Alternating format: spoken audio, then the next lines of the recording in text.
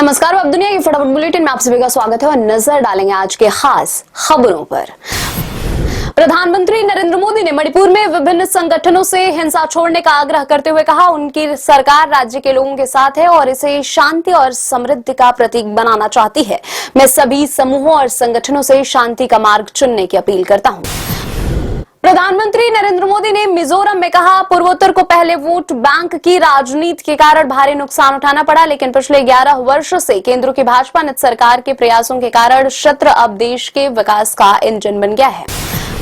कांग्रेस अध्यक्ष मल्लिकार्जुन खड़गे ने प्रधानमंत्री नरेंद्र मोदी के मणिपुर दौरे को लेकर दावा किया, हिंसा के 864 दिन बाद सिर्फ 3 घंटे के लिए जाना एक मजाक और राज्य की पीड़ित जनता का घोर अपमान है।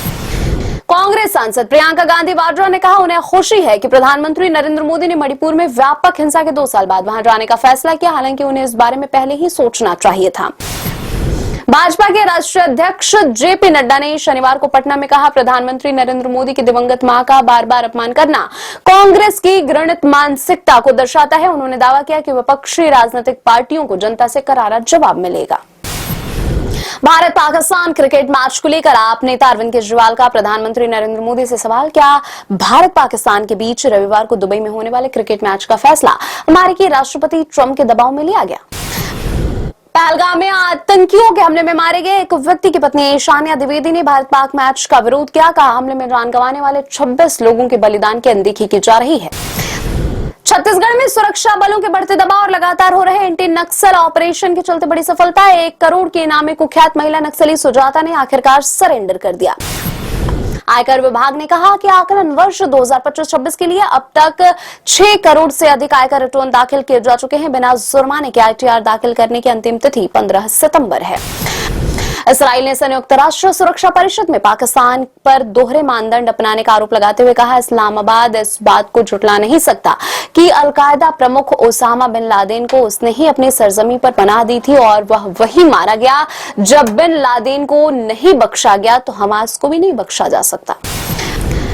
राष्ट्रीय औषधि मूल्य निर्धारण प्राधिकरण ने दवा कंपनियों और चिकित्सा उपकरण निर्माताओं से 22 सितंबर से जीएसटी दरों में कटौती का लाभ उपभोक्ताओं तक पहुंचाने को कहा है। निर्माता और विपणन कंपनियां डीलरों, खुदरा विक्रेताओं, राज्य औषधि नियंत्रकों और राज्य सरकार को संशोधित जीएसटी दरों और संशोधित मूल्य को दर्शाते हुए संशोधित मूल्य सूची का पूरक मूल्य सूची जारी करेगी।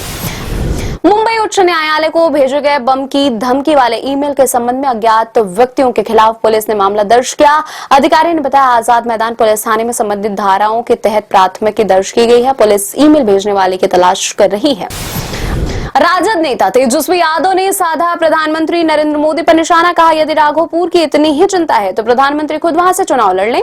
कहा, चुनाव तक लोग लगातार आएंगे और जुमलेबाजी करेंगे। उत्तर प्रदेश में किसानों की समृद्धि और अनाज की सुरक्षा के लिए अन्न भंडारण योजना पर तेजी से काम चल रहा है। मुख्यमंत्री योगी आदित्यनाथ ने गोदाम निर्माण को सर्वोच्च प्राथमिकता देने के निर्देश दिए हैं। मध्य प्रदेश के भोपाल में कॉलेज छात्राओं से दुष्कर्म और उन्हें ब्लैकमेल करने के मामले में गिरफ्तार 2 लोगों के अवैध रूप से निर्मित घरों को ध्वस्त कर दिया गया।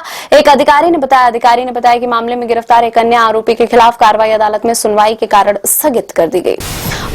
रूस के उप प्रधानमंत्री दमित्री पत्रुशेव सितंबर 2025 में भारत दौरे पर आ सकते हैं, जहां आयात के उर्वरक आपूर्ति पर चर्चा करेंगे। अमेरिका के 50% टैरिफ से प्रभावित व्यापार को बढ़ावा मिलेगा। पाकिस्तान तालिबान के हमले में पाकिस्तान के 12 सैनिकों की मौत। हमला दक्षिणी बलूचिस्तान जिले में सुबह लगभग 4 बजे हुआ। तालिबान में के काबुल में सत्ता में लौटने के बाद अफगानिस्तान पाकिस्तान सीमा क्षेत्र में उग्रवादी गतिविधियों में तेजी आई है।